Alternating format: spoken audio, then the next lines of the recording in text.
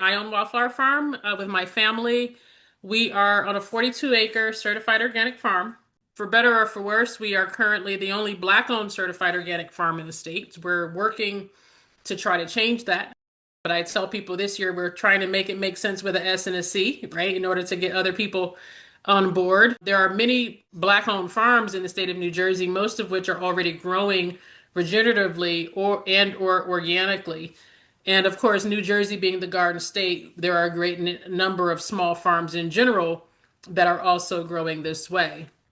And the movement is only growing with young people deciding to go back to the land, both who have agricultural heritage and those who have been disconnected from it and are moving from the city and back to land plots or doing urban farming and things like that. So we focus a lot on teaching. I'm a certified New Jersey State teacher. I will always go back to education. Our farm produces certified organic produce and seeds, culturally meaningful food and seeds we preserve. And for those who don't know what culturally meaningful is, it's simply those foods that are traditionally meaningful to a given culture. Quite often, those are the things that are not found so much in grocery stores, such as for my family, turnips, mustards, collards. People say, yes, you have those things in grocery stores, but they don't realize there's more than one type of collard, which is the one you get in the grocery store, right? The Georgia. There are about 90 different varieties and they are in different colors, and you have even tree collards. There's so much. And then also things like fish peppers. We also do Afro-Caribbean crops such as callaloo and Scotch bonnet peppers and Jamaican pumpkin. We're also doing things we're getting more and more into Pan Pacific Asian crops and things like that, such as Bindi okra, in addition to many of the other African diasporic okras. But preserving the seed and the biodiversity to those foods is key. People don't realize if you lose an insect or a pest takes out that one variety of collard that everybody is so accustomed to looking at, you don't have any more if you don't preserve that biodiversity from different heritages that are already being consumed. So we focus a lot on preservation. Everything on our farm is soy free. We produce, I think I said chicken, duck, goose, turkey, pastured lamb. In addition to the education that we do a lot of education. That's my youngest, who's no longer that small. She's on her way off to college next year. But we teach families how to be self-sustainable and community sustainable. So we work with universities and individuals, youth programs. I mentor with Princeton University Seed Farm. We really sort of try to work with the community at large because people actually think self-sustainability means that you're doing everything yourself, and it doesn't. It means you're just capable of sustaining life on your property for your household. That doesn't mean that you're doing everything. So for example, we don't have beef or we don't have cows at all. I'm originally from Detroit. I don't milk anything. I don't shear anything. I'm not that country, right? I may never get that far. And why would I when I have amazing farmers nearby who have been doing beef for 35 years? So, that's not something that we do. Bartering and working together as a community is super important. That's actually my mother in our old suburban backyard where I first learned to start growing. Oh, This is sorghum. We do a lot of teaching on conservation and agriculture. In addition to the seed preservation, sorghum is your ultimate climate crop. It's really something we're trying to educate more and more people on. They call it Milo and feed it to animals in America and in a couple of Western countries, whereas most of the rest of the world actually eats it. It's a grain, it's a grass grain, grows like corn, with the exception that it doesn't have to be grown in blocks. It can be grown in a straight line, which makes a massive difference as to the space that it takes up. It has large seed heads that you cook like rice. It has different flavor profiles like different rices. It absorbs the flavor of whatever you put it in like rice. It tastes like a really yummy, chewy rice. It's drought resistant. We put it in the far field, water it twice. We never water it again. It's deep rooted. It's nitrogen fixing. The leaves are used in different cultures for soups and teas. The stalks are like sugar cane, so they're pressed for sorghum juice and sorghum syrup, and it's healthier than sugar. And the grain itself is naturally gluten free. So I don't know what more you want in a crop. And it can be grown even in the tightest of spaces because it doesn't have to be grown in blocks for pollination. And there are short varieties that our farm is working on specifically for home growers so that you do not need to be mechanized. This is the AgriHood program, one of the youth programs that we work with. Again, working on conservation. This is what we call free range, true free range. When people think about free range birds, this is what they're thinking. This is not normally what happens, but this is what we call true free range. Those are just some of the breeds that we do. Heritage birds, almost all of the breeds except these in particular meat birds are animals that are bred to raise their own because that's normally bred out of animals in order to produce meat birds and high egg layers. We actually deliberately breed our animals to be excellent mothers, excellent papas. They raise their own babies. They're dual purpose, with the exception of these particular types of meat chickens. And these are pastured free ranging, and that's simply because they won't get away from anything. We've got lots of predators. They'll just disappear if we let them out. They're happier sitting at the trough anyway. These are this is what we, again, true free range. You can see all of our chickens, all of our layer hens in the woods. They're woodland creatures. If you see something that says all vegetarian feed for chicken eggs, unless they're in a million bird house with no flies being vacuumed out, they're eating something, bugs, okay? So they just are natural omnivores, and they produce better eggs that way. They live that way. They're better off living in their best life in a natural environment. These are our ducks, our flock. You can see we keep a half-acre pond for appropriate care and habitat. People think ducks are dirty. They're not. They actually are the first ones to run for a bath as soon as you let them out of the coop in the morning. But if you treat them like chickens, yes, they're gross. They're not chickens.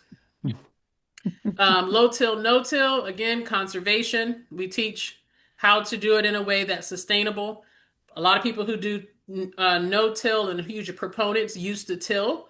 And so we teach people that, yes, you, depending on the land, you might have to break it up the first time. And then we teach them how to tarp, how to conserve, how to not have to disturb that land again for a very long time, if ever. Again, we actually got rid of this ATV to minimize our carbon footprint, and we focus on land regeneration. That clean land picture that you saw used to be brown. That field used to be quite brown and depleted. We regenerated it using nothing but the birds moving down the field in a row to regenerate that pasture with fertile birds. This is Louise. We have two donkeys, Thelma and Louise. They protect our sheep. You never know if she's going to kiss me or bite me. They earn their names, but they do protect the sheep from coyotes and foxes. If you notice, there's no halters, there's no reins, no saddle. We don't ride them. We let them live their life and do as they do. We keep them brushed and keep their feet done. We also have two rules, and we'll get to humane care, but we have two rules in our farm that we created, two philosophies. One is the one bad day rule, and the other is the purple banding rule. The purple banding rule is a rule that we created to focus on our humane care. It means that for whatever reason, an animal is with us for life. They're never processed, never sold. That's what purple banded on our farm means. If we can't keep them for whatever reason, we work with a vegan sanctuary to make sure they have a long life somewhere else. We do vegan sanctuaries because unfortunately you have folks out there who say they're a sanctuary and what they're after is a free meal or a free profit. And so we even though we raise meat, we find there's value again in community partnership with people who don't.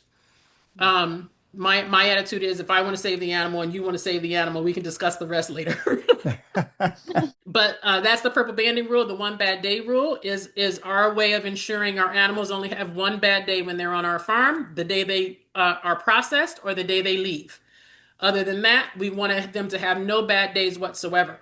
I created those two rules because it is my way of acknowledging the fact that we eat meat, that we produce meat, and the fact that we want to do it in as humane a way as possible and as painless a way as possible.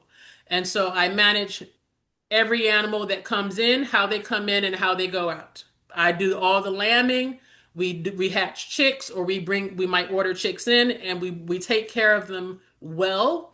We give them the best life that we can, and whether they're here with us for the extent of the whole of their life, or if they are a terminal animal that's going to be used for meat, either way, we want to make sure that we give them the best that the very best that we can.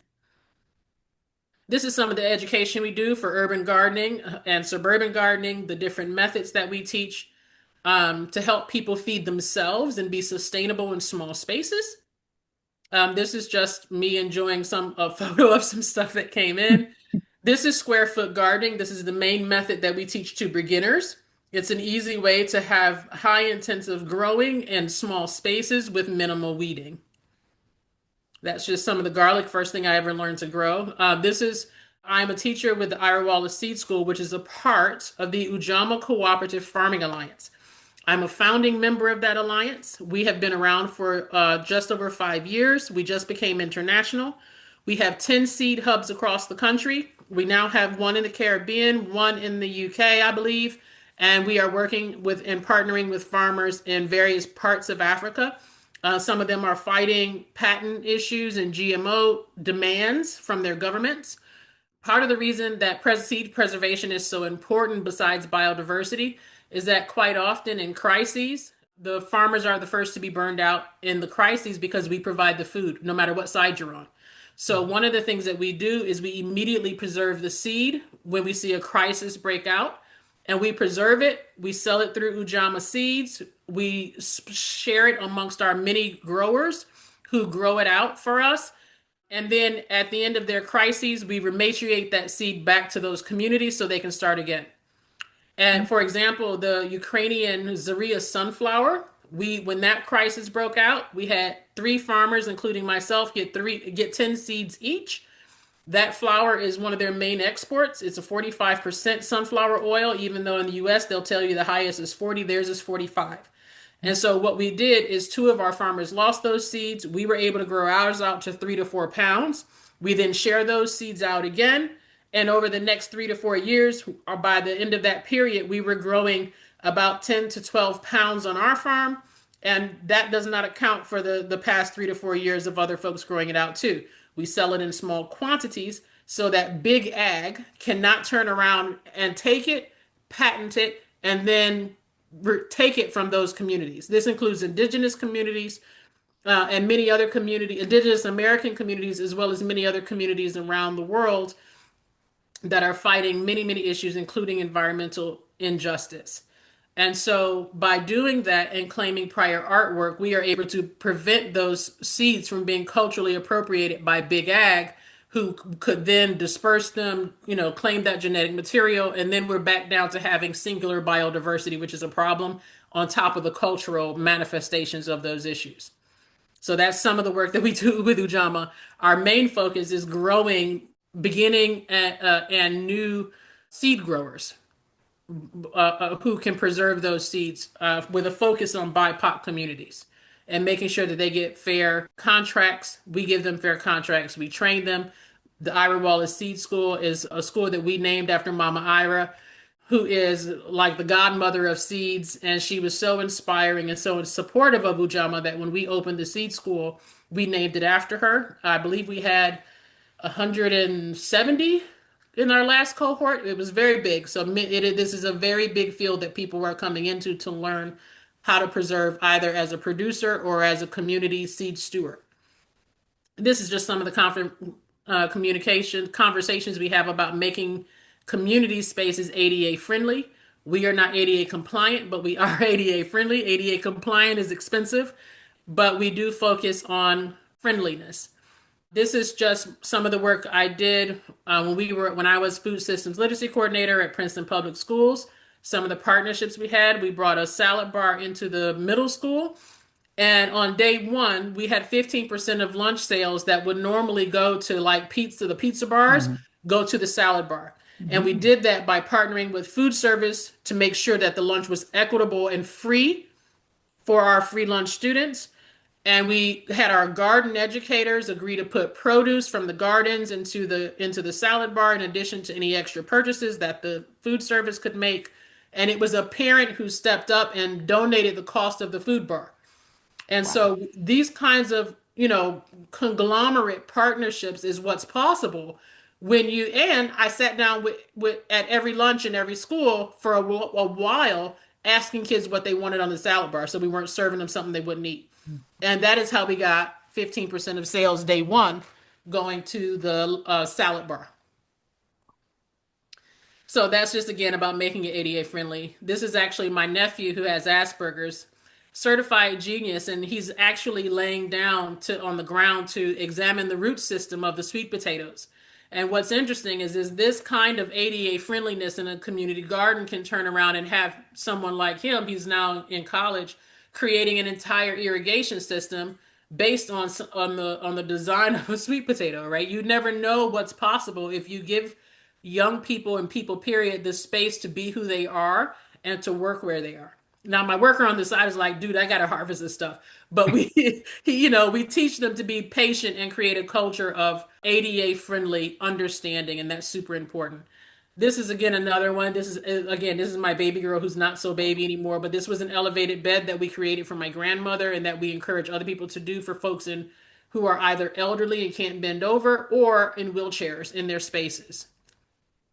What you'll notice in this is the aisles on the left are small. They get bigger as you go to the right because the main farmer that works with me is actually in a wheelchair. And his name is Robert. Robert's originally from Jamaica. But what we found is that he actually volunteered a year, and we were like, we need to give this dude a job because he was so productive. And what we encourage people to do is to look at the numbers. The reality is, yes, we lose a small amount of production on the space, but we gain so much more by having someone in there who can actually have access and do what they love to do. We actually changed the design of the farm. This is the medicinal garden being put in. Again, Robbie was a catalyst for this space because he could access all the way around those beds, which led to it being accessible to other people who couldn't necessarily get into the aisles. So again, we try to keep it friendly and accessible. Community days where there's no business. We just get hands in the soil. We encourage people to do that with their community members, just to create a safe space. And these are just some of the challenges. I won't go through all of these. We also have the Healing Waters Land Access Project on our farm, where we give over 3 acres of land to new and beginning farmers with a focus on BIPOC farmers in order to train them. We have 4 organizations as well as 2 universities that have done bits and pieces of this project to assist this project. We had Princeton grad students actually create an app so that the farmers in this project could communicate with mentors. University of Arizona actually created an entire irrigation system, not just for the project, but for the farm at large, so that it all came together. And then we have 4 organizations that are on board to train these farmers in addition to myself. And this is a part of a bigger food system issue. We actually are encouraging other landowners to take parts of their land to do this same kind of training so that we facilitate owner finance purchases of land because that relationship is already built. And we have one farmer who nearby, I say nearby, she's about an hour away, but she's here in Jersey. She has 110 acres and she's dedicated 7 of them to follow our lead on the Healing Waters Project. So we're encouraging more of that kind of food system change to get young folks onto the land. And this is just having a conversation about environmental justice and how we teach people to start their homesteads. And that's it. That was like the fastest I think I've ever run through. And I think I was still a little bit long. And you know what? Quite frankly, Tamia, when you started talking, I knew I was not going to stop you. So you had the time. So I was planning to hear all of it as well. I'm sure everyone who's listening wanted to hear all of what you had to share. So thank you immensely. Oh my goodness. You My are doing pleasure. Is there amazing work. I'm just, I have to come visit you all. I Oh, definitely. absolutely. Absolutely. Yeah, definitely. is there You're on time the for list. one? Is there time for one question, Genevieve? Oh, sure, sure. That was phenomenal. Thank you so much, Tamia. My Just a pleasure. quick question about you having said that it's not easy for BIPOC, well, a lot for young farmers to get organically certified. It's almost not worth it. Is there any, just really quickly, is there any shortcutting that we could figure out in New Jersey so that they can get certified and that it is worth it? Because we need the healthy food and we need to know about what they're doing. Yeah, so there are 2 main issues with that. One is land access, right? So having more landowners who are conservation conscious and who believe in regenerative agriculture, support young farmers getting in. The average small farm is 256 acres in America. I don't know about you all, but I don't know too many young folks who can buy 256 acres, right? So at 42 acres, we're micro. So having farm landowners, landowners who are willing to dedicate a small portion of their land to training new farmers, and then having that building that relationship to possibly doing owner financing is really key, because land access is a major barrier to nobody wants to pay for organic certification and then turn around and lose the land because they don't have a long-term lease, or they it's not their land and someone decides they want to do something else. So having longer term leases, at least 4 or 5 years where they can put actual inputs in and get benefit from that. The top program supporting new and beginning organic growers has been really good. That is wonderful. So keeping people connected to the TOPP program, That's great. assisting people with the paperwork. The paperwork is really almost more of a barrier than the actual certification. Mhm. So the paperwork, especially for something like a seed producer, we do 70, I think we had 70 seed crops this year. And the idea of, luckily my certifier worked with me to do an SOP instead of having me list each and every seed. Because at that point, all of the hours it would have taken me, it may not have been worth it. So the other thing I would say is get to know your farmers, because many of them are already growing organically and regeneratively. So if you get to know them and talk to them, you can buy organic food, nutrient dense organic food, without it being certified. I am certified. I think being certified is great, but just know that it is possible to get that without it. It's great. Thank you so much for that really valuable Yeah, info. We will. my pleasure. Yes.